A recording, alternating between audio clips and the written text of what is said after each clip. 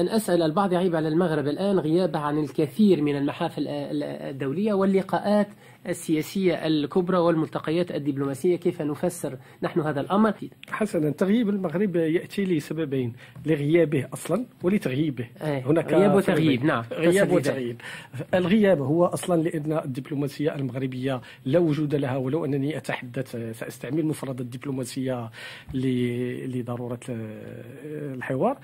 هي غائبة أصلا لأنها منذ استقلال المغرب لم تقم بأي شيء. ولو أخذنا ماذا قامت به هذه العلبة السوداء من نتائج لكي يتم تشخيصها والحكم عليها، بماذا اهتمت هذه الدبلوماسية؟ اهتمت بقضية الصحراء، اهتمت بمناداة على المستثمرين الأجانب لكي يستثمروا في المغرب. بماذا أتت؟ لم تأتي بأي شيء. منذ استقلال المغرب إلى يومنا هذا يمكن أن نأتي أن نستدعي ممثل عن الدبلوماسية المغربية لكي يسرد لنا ماذا قامت به الدبلوماسية، سنجد أنها لم تقم بأي شيء. قضية الصحراء قد خسرناها، لا داعي لأن نقول أنها هنالك حل، وأن قضية الصحراء النفوذ الكبير للمغرب الآن في منطقة في المناطق الإفريقية لا يدخل في إطار ربما المكاسب التي حققتها الدبلوماسية المغربية. هذه مسائل صورية.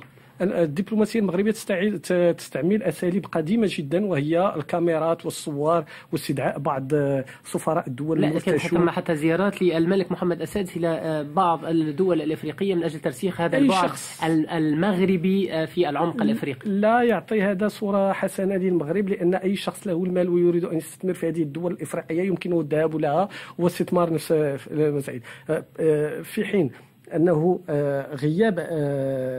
تغييب المغرب على الصعيد الدولي هو ناتج كما قلت لسببين: غياب داخلي وغياب خارجي. لأن الدبلوماسية المغربية اشتغلت على سياسة إرشاء أشخاص أجانب. الدبلوماسية المغربية لم تتعامل قط مع الدول الأجنبية كأنها دول. ليست لديك أدلة على هذا الأمر سيد أديب؟ يعني لا، هناك كتاب لو روا بريداتور، وهناك كتاب لو ديرني روا كريبوسكول دون ديناستي، وهناك كتب جديدة. وهذه الدبلوماسية لم ترفع دعوى ضد كتاب هذه الكتب التي المغربية. المغرب يظن أن الصحراء مغربية، وأن جميع الذين يتفاوضون باسمه يستعملون مفردات الصحراء المغربية، ويظنون أن كل من يتفاوض في ملف الصحراء هم مؤمنون بمغربية الصحراء، في حين نجد أن القرارات الأممية تتحدث عن الصحراء الغربية وعن الشعب الصحراوي في تقرير المصير.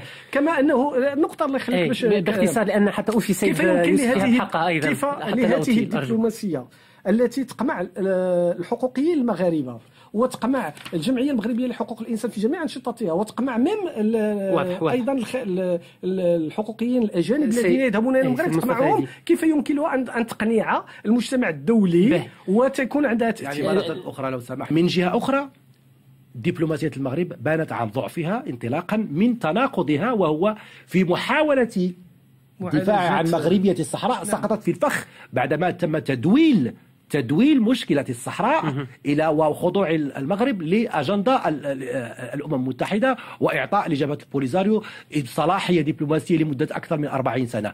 فهذه التناقضات يعني هي التي تعطي للمغرب رصاصة في الرجل، فيحاول بطرق بمقاربة فرنسية كما قلتم معالجة أشياء أصبح اليوم العالم معولم، أصبحت المقاربة الأنجلو ساكسونية الأكثر نجاعة، وهي المقاربة التي تهتم على الاقتصاد والأمن. ففي هذه الناحية المغرب قد سجل بعض النقاط، ولكن وأيضا أشاطر أخي حينما قال أن الدبلوماسية في المغرب ليست مديمقراطية، ليس هناك ديمقراطية، الشعب لا يلج إلى صناعة القرار الدبلوماسي.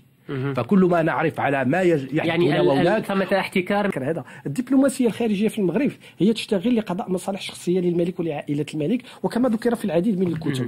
الشخصية هنا سفير المغربي في فرنسا، والقنصل المغربي في فرنسا، والسفير في أمريكا، والقنصل، وهم يقضون حاجات شخصية للملك، لا علاقة لهم بالعمل الدبلوماسي ولا علاقة لهم بالتفكير حتى في المنطقة.